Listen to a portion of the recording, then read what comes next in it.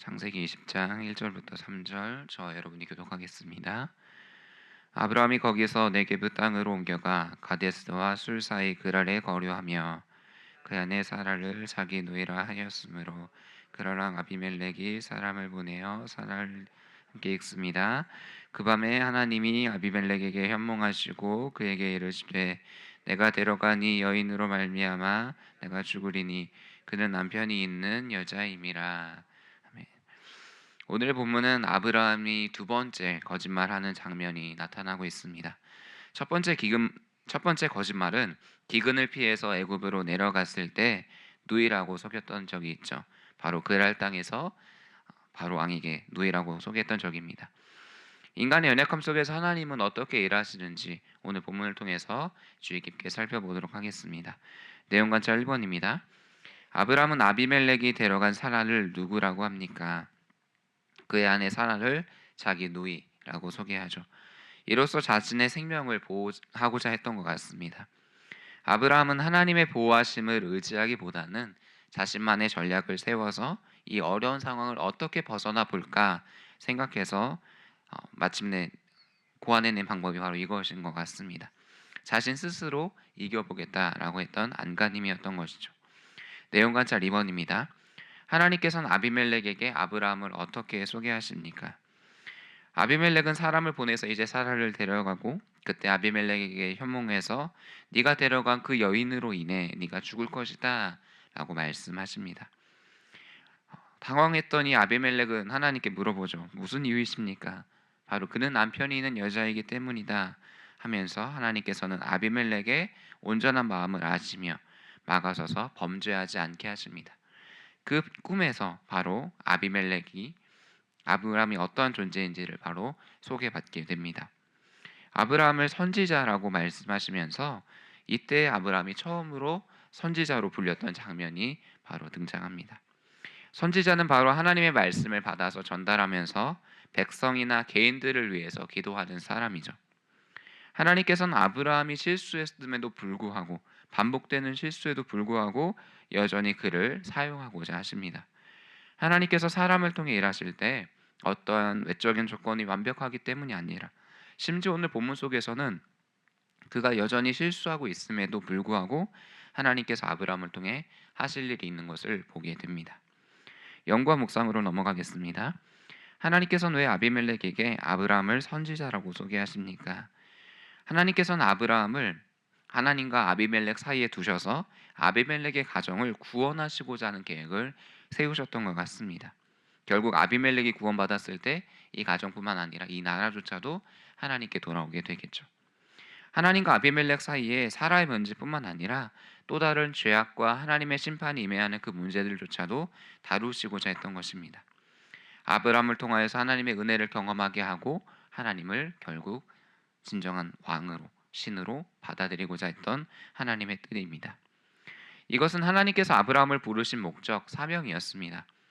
아브라함이 복이 되게 하며 열방까지 그 복이 흘러가겠다라고 하시는 그 하나님의 뜻이 아비멜렉에게도 이루어지는 것을 보게 됩니다. 아브라함은 하나님의 보호하심이 아니라 자신의 방법으로 사라를 속였지만 그런 자신에게 다른 사람을 위해 기도하라고 하시는 그 하나님께 대해 어떤 마음이 들었을까요? 아마 아브라함은 부끄러움과 죄책감이 들었을 것입니다. 나는 실패했지만 그럼에도 불구하고 하나님은 나를 사용하시고자 하는구나.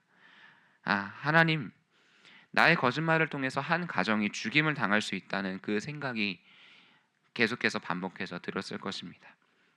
그럼에도 불구하고 하나님은 나를 통해서 다시금 한 가정을, 한 나라를 살리시겠다고 작정하시니 나는 더욱더 하나님의 뜻에 맞는 소명자로 살아야겠구나라는 생각이 들었을 것입니다.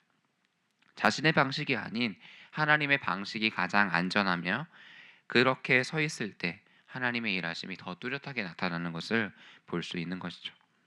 느낀 점입니다. 하나님의 부르심을 받아 세상을 변화시키는 도구로 쓰임 받아야 한다는 사실을 보며 무엇을 느낍니까?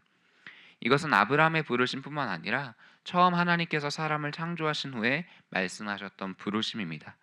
바로 하나님이 그들에게 복을 주시며 하나님이 그들에게 이르시되 생육하고 번성하여 땅에 충만하라, 땅을 정복하라, 바다의 물고기와 하늘의 새와 땅에 움직이는 모든 생물을 다스리라 하시니라. 오늘날의 사람들은 아브라함과 같은 방법으로 세상을 변화시키고자 합니다. 어찌 보면 아브라함은 사라를 자신의 누이라고 하면서 자신을 보호하고자 했던 그 목적이 선의의 목적이다 합리화시켰을 수도 있습니다. 하지만 이를 통해서 더 큰 위험이 앞에 다가오게 되는 것이죠. 우리 또한 삶을 살아가면서 일명 착한 거짓말, 하얀 거짓말을 할 때가 있습니다.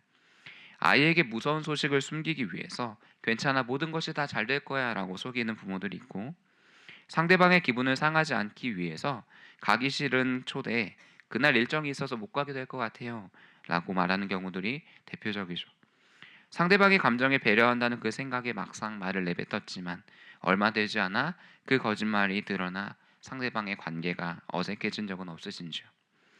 우리는 우리의 자격 없음을 바라보며 그럼에도 불구하고 우리를 하나님께서 세상의 빛으로 그리고 소금으로 부르셨음을 책임감을 느껴야 합니다. 소금이 맛을 잃으면 밟힐 뿐이듯이 우리의 빛이 사람 앞에 비치게 하여 착한 행실로 하늘에 계신 아버지께 영광을 돌리게 해야 합니다. 우리는 이처럼 주변에 있는 사람에게 진실한 이웃이 되어줘야 하는 것이죠. 말로만 하는 것이 아니라 행함으로 우리 받은 사랑을 정직하게 흘려보내야 합니다. 결단과 적용으로 나아가겠습니다. 최근 내가 반복적으로 넘어지는 약점은 무엇입니까? 우리는 하나님께 감사해야 합니다. 하나님께서는 반복적으로 넘어지는 약점들을 통해서 결국은 다시 돌아갈 수 있는 그 기회를 주시기 때문입니다. 우리는 먼저 자주 후회하는 행동이 무엇인지를 살펴볼 필요가 있습니다. 우리의 감정이나 게으름이나 자존감이나 말실수나 이런 것들을 통해서 우리가 한 후에 어떠한 부분들에 대해서 후회를 하고 있는지를 돌이켜 봐야 하는 것이죠. 그리고 어떨 때 넘어질 수 있는지를 살펴봐야 합니다. 피곤할 때인지, 외로울 때인지, 혼자 있을 때인지, 사람들과 함께 있을 때인지 살펴보면서 우리는 그 상황에서 어떻게 극복할 수 있는지 해결책을 찾아 나가야 합니다. 혹 해결책을 찾을 수 없다면 주변에 있는 성숙한 순장님들이든지 교육자들에게 찾아가서 어떻게 하면 좋을지 함께 도움을 요청해보고 기도해 보시는 것도 좋은 방법입니다. 그렇다면 우리는 하나님께 소명받은 자답게 오늘 내가 기도하며 섬겨야 할 대상은 누구이며 구체적으로 무엇을 실천해야 하겠습니까? 우리는 오늘 말씀을 통해서 두 가지의 기도 제목을 가지고 나아갔으면 좋겠습니다. 먼저는 나에게 아비멜렉과 같은 사람이 없는지를 찾아보는 겁니다. 내가 혹시 두려워서 거짓말하거나 나의 모든 것을 숨기고 싶었던 존재, 또는 내 삶에 큰 영향력이나 결정권을 갖고 있어서 이 사람을 통해서 내 삶이 흔들리고 있는 사람은 없는지를 찾아보는 겁니다.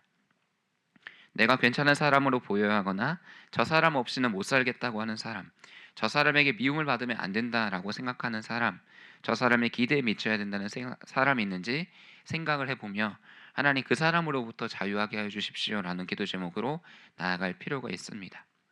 우리의 삶은 어떠한 사람에게 달려있는 것이 아니라 온전히 하나님의 그 복음으로부터 자유할 수 있게 되는 것이죠.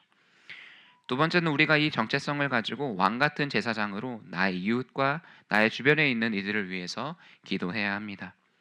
나의 주변에 있는 이들을 위해서 그들을 어떻게 기도할 수 있는지 그들에게 찾아가 이야기를 들어주고 그들의 구체적인 기도 제목을 가지고 함께 기도하는 겁니다. 이를 통해서 아비멜렉에게 역사하셨던 것처럼 나의 이웃에게 또한 그렇게 역사할 수 있도록 이 두 가지의 기도 제목을 가지고 나아갈 필요가 있습니다. 우리는 이렇게 왕같은 제사장으로 살아갈 때에 하나님께서 어떻게 우리를 통해 하나님의 은혜를 베푸시는지 경험할 수 있는 우리들이 되기를 축복합니다.